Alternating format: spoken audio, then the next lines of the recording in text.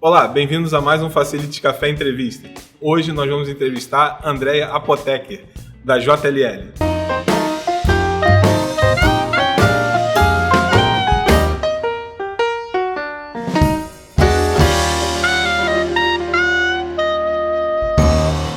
Bom, André, obrigado por estar aqui hoje, tanto no evento presencial quanto no nosso canal do YouTube, fazendo essa entrevista. É muito importante ter uma profissional da área de facility que opera dentro de um porto e trazer essa visão. Obrigado. Hein? Obrigada a vocês, é um prazer estar aqui. Para você, quais são as grandes questões de um profissional de facility, você é gerente de facility, para operar dentro de uma área portuária, como é o teu caso, né?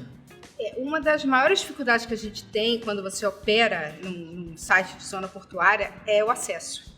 Como é uma área alfandegada, você não tem livre passagem.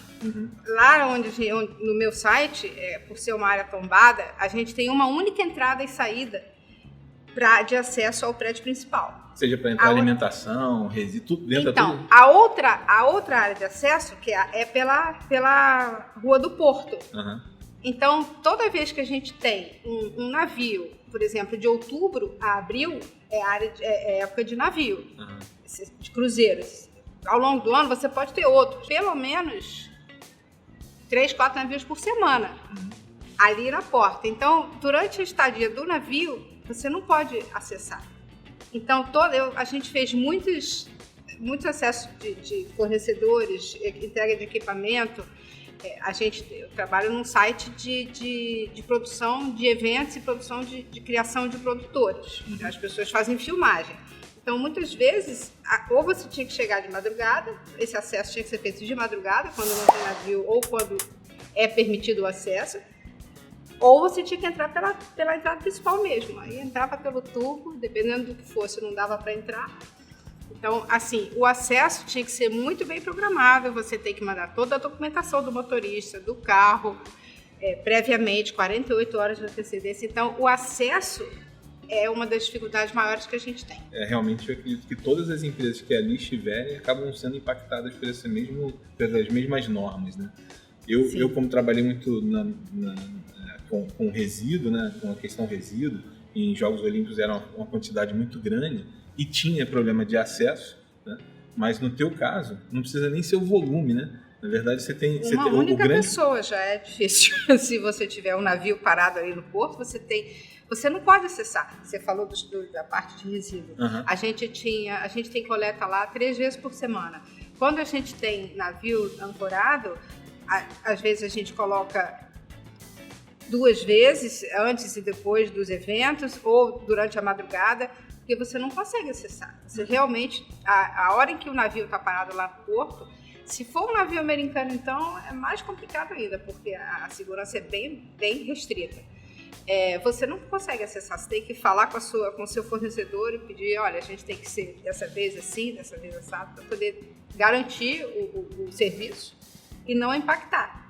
Tirando as empresas que estão entrando por essa área, seja entrando com questão de alimentação, a questão de resíduo, empresas que fazem manutenção nas áreas, né? No caso, na tua área ali, existe algum tipo de restrição? Porque eles podem entrar o funcionário em si, ele pode entrar por ali, mas se ele tiver que sair com algum equipamento, se ele sair pela porta da frente, ok, mas se ele tiver que sair pela área onde tem a questão alfandegária, gera problema? Como é que funciona a tua operação nesse sentido? Não, a partir do momento em que você informa a segurança no caso, é o Pier Mauá, que é o nosso é o proprietário da área que a gente aluga, né? A partir do momento que você informa a segurança do Pier Mauá que tal pessoa vai acessar em tal horário com tal carro, a não ser que você peça que seja verificada que tipo de equipamento está saindo, normalmente a gente diz, é um prestador de serviço de eletricidade, o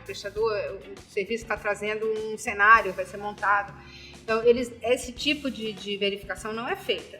Mas se você não tiver dado o nome da pessoa, do motorista e todas as pessoas do carro com seus respectivos documentos, RG, CPF, etc., ele não entra. Entendi. Tivemos muitas vezes em que motoristas são trocados de última hora e que ficaram lá até que a gente conseguisse a liberação. Complicado, né? O custo, por exemplo, de contratação de um serviço, na tua opinião, para uma área dessa, acaba sendo maior, de repente, por esse tipo de complicador ou não? Não. O trabalho em si é o mesmo. Você se programando com antecedência, é importante que você realmente tenha a programação e passe essa programação. A gente faz muito trabalho noturno, justamente para não impactar o acesso. Então, isso sim pode gerar um custo adicional. Sim. Mas por causa do acesso à área, não. Não, né? Por que eu estou te perguntando isso? Algumas indústrias, e eu vejo isso no mercado, reclamam muito porque se você demora para poder acessar a indústria para fazer alguma coisa, isso é custo para a maioria das empresas. Né? Então, assim, por isso que eu te falei, tipo, e aí? Nessa área de porto, né? Se demora, se tem essa questão, pô, será que o teu fornecedor não vai acabar agregando isso no valor? Era mais por essa questão. Então, não tem esse tipo de... Não. Você realmente, se você fizer uma programação correta, o impacto é mínimo. Tá bom. E outra coisa, sobre se você tem a tal da AF, né?